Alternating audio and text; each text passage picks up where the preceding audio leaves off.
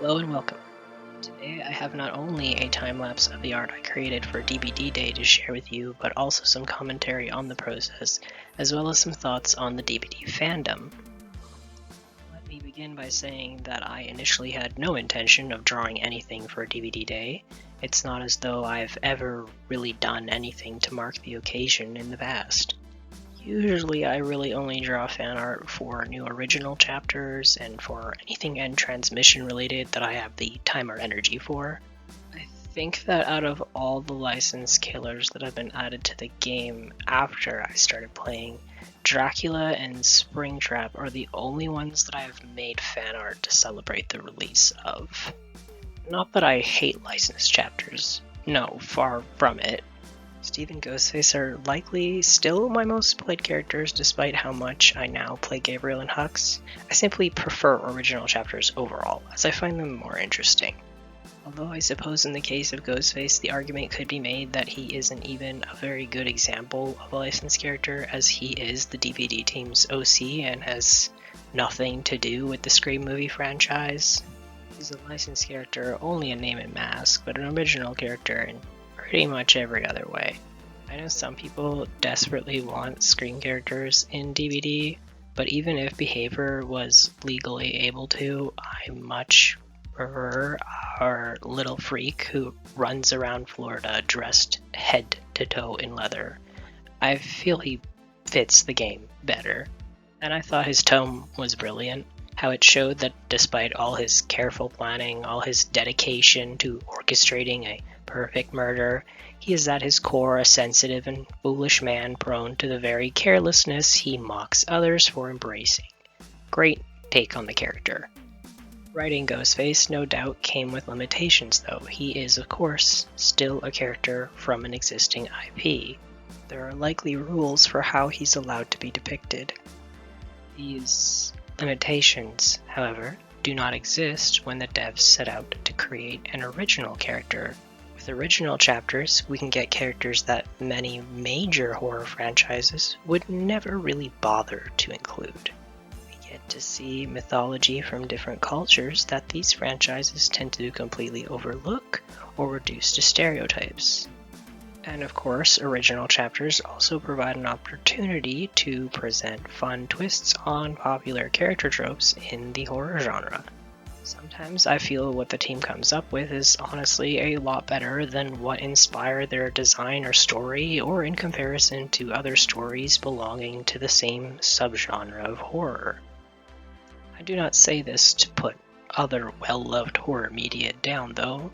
I think that this is simply how art evolves, adding onto the existing body of any given genre in a truly meaningful way is what any series of work should aspire to. Perhaps one day someone will come and write or design it better. That would be the natural, healthy outcome, as art as an expression of creativity improves through the gradual development, re-examination, retransformation of ideas and emotions shared between humans. So while it is likely not the case for most players, I am personally a bit worn out by the uptick in licensed content in the game. I'm also frustrated with many other aspects of the game, but my license fatigue is what ultimately led me to exclude licensed characters from this piece entirely. In regards to my artwork, you might have also noticed that this piece is a bit different from my usual work in that it began with little to no sketch, and that it has no real line art. This was done because I drew this on fairly short notice because, as I mentioned before, I had not planned to draw anything for DBD Day. And it will sound a bit silly after I just detailed how much I appreciate the artistry of the game's dev team, but I actually wasn't really keen on drawing DBD at all. I had my thing I'm working on for Halloween, but that was really it. I was instead putting time into working on some Baldur's Gate 3 fan art.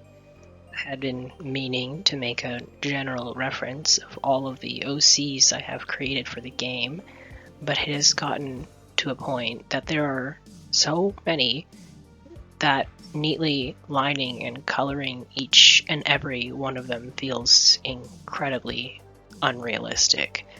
So I told myself that I would just loosely sketch each character in order to define the difference between their physiques, heights, and attire. Wildly enough, I ended up really liking the messier style. As I drew, I listened to Otz re-rank all of the killers in his newest tier list video, as is customary, and I guess there was just something in getting excited to hear what he had to say about my favorite killers this time that renewed my drive to make DBD fan art.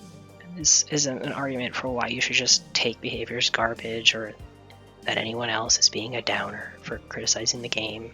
Absolutely not. If you watch his videos or stream at all, you know that he too has been critical of every single blunder behavior has been making for years, and I fully agree that the game has felt underwhelming for months now, and even downright hopeless sometimes. The Walking Dead chapter and livestream were an utter disaster. Sinister Grace subjected survivors to an extremely overtuned killer. Again, the newest Rift? Well, it's sure there. And so are all 500,000 pallets in the fog. We seriously need to get some sort of environmental protections legislation going to protect the trees found in the various realms. Huntress is going to go home one day after a trial and find her forest chopped down because the entity needed to add 60 more pallets to Crotus Apprentice Asylum. You'll load into Coal Tower or Suffocation Pit and it will look just as bare and pathetic as the Walking Dead map, just flat land and a random building. There is a lot to be frustrated with. Perhaps it is because I do play other games and have other hobbies that the low points of the game just don't really get to me as badly as others.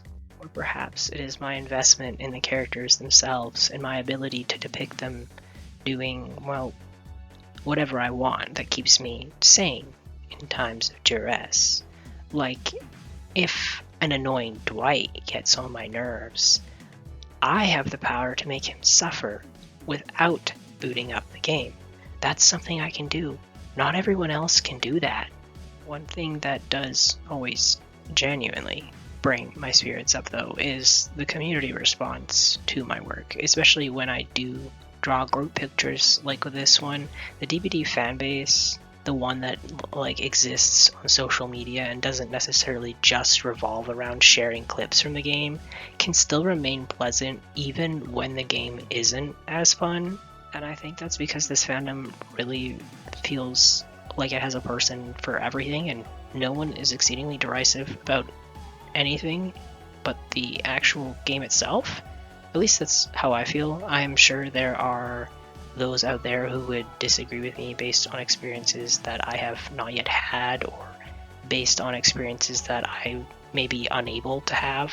But speaking from my own experience of fandom spaces, DBD's fandom is much less hostile about most things that tend to be heavily fought over in other fandoms. Shipping, for example, is usually something people get very heated over, yet I find that DBD players who participate in fandom largely do not care about who people ship together. I mean, it certainly helps that the entire cast of the game is comprised of adults, so the whole thing where edgelords take it personally when you do not want to see underage characters as anything other than children doesn't really happen. Even then, I've not really observed the standard type of fandom drama either, where people try to duke it out over which other man a popular male character like Ghostface or Trickster gets paired with. Because it is such a rare pair, I honestly thought that my own enjoyment of Trickster x Doctor would be met with disdain, but no one cares. It's interesting because in this fandom, FF shipping is actually rather popular too, and not at all ignored in the way that it is in some other fandoms. Sable x Michaela has to be one of the most popular ships in the whole fandom, and while of course I agree they are not the pinnacle of unique sapphic representation, not by a long shot. The love the ship gets from the fans far surpasses the love many of the popular DBD ships get. And they're not even the only fem/ship that is popular either. Tori X Hattie is popular enough that I, someone who doesn't usually spend very long on a site like Twitter, have seen quite a bit of fan art of them together.